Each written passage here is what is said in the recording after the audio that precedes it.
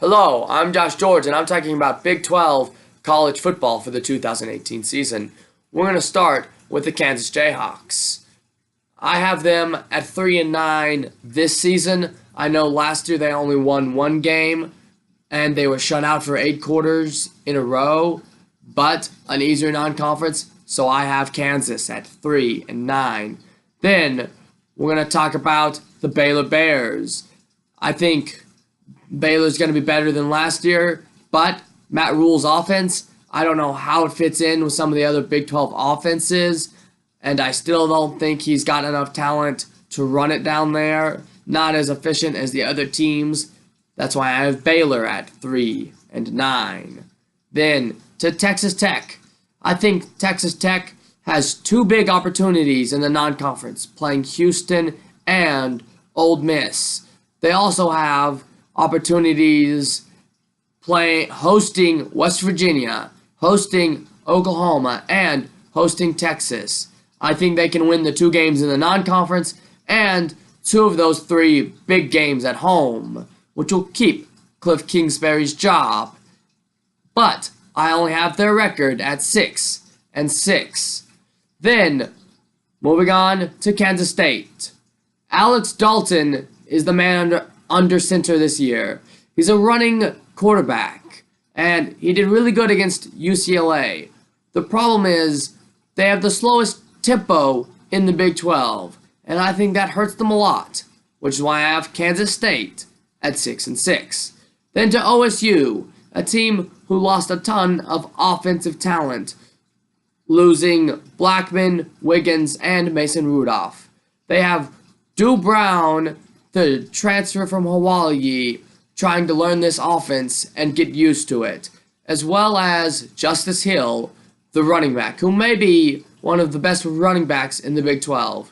The problem with OSU is they're just not going to have the offensive production this season, which is why I have OSU at 7-5. Then to TCU. TCU only had 3 losses last season, 2 of them to the Oklahoma Sooners, a team that I don't think they will have to play twice this year. But they play OSU or Ohio State early in the season, which is why I think that could be a good measuring stick, and they'll have a few more losses this season. I have TCU 8-4. Then, moving on to Texas. Texas, Ellinger, Boucher. Who will the quarterback be? How will this team do after losing to Maryland and USC last season? Will there be some pixie dust this year?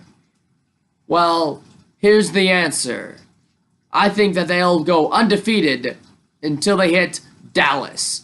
I think October 6th will be the first loss for the Texas Longhorns, and that could lead the Wills to falling off the bus.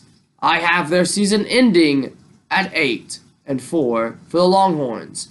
Moving on to Iowa State. All of Iowa State's losses were 10 points or less.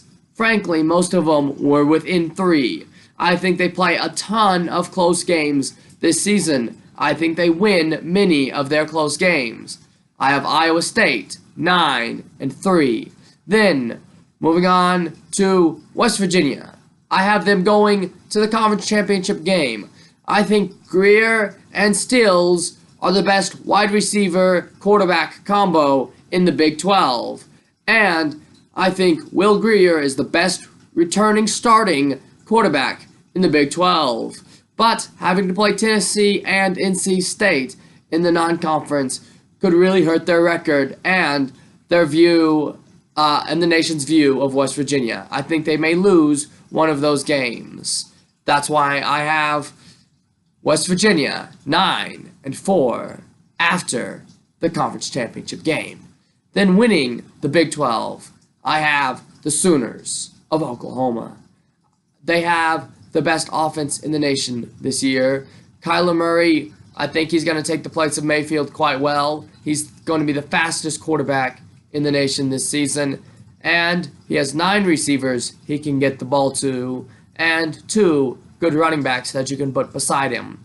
Now, the question marks on defense. OU has 7 defensive starters returning, and there's no lack of talent on this team. The question is, Mike Stoops. How will the Sooners fare? I have them at 12-1, winning the conference championship. Their one loss, I have them falling in Lubbock to Texas Tech.